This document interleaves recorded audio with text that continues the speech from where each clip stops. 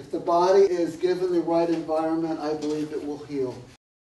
The organs in our body are essentially communities of cells that have agreed to work together in order to enhance their odds of survival.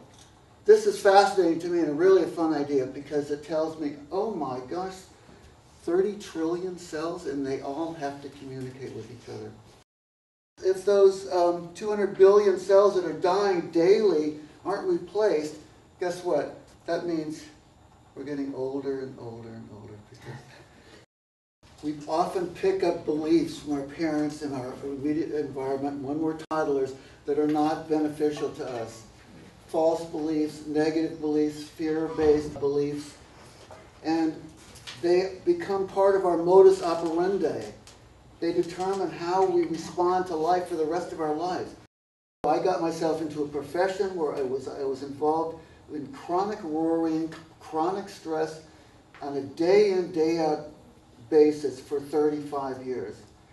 And guess what? After that much chronic stress, the immune system reaches a point where it throws in the towel and says, I can't do this anymore. And it collapses, and that's when the diseases tend to invade and take over. If I'm not on guard about the thoughts I allow going through my mind, they will go into that fear-based worry mode. And it's beneath the surface, and it affects all the cells in my body. This is the key to life. I'm serious. It's incredible. It can change your life around.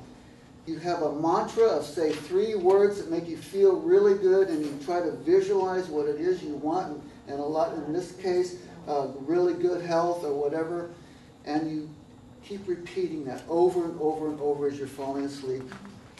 And that's when we communicate with the subconscious. That's when we start changing the neural pathways that allow us to respond differently to life.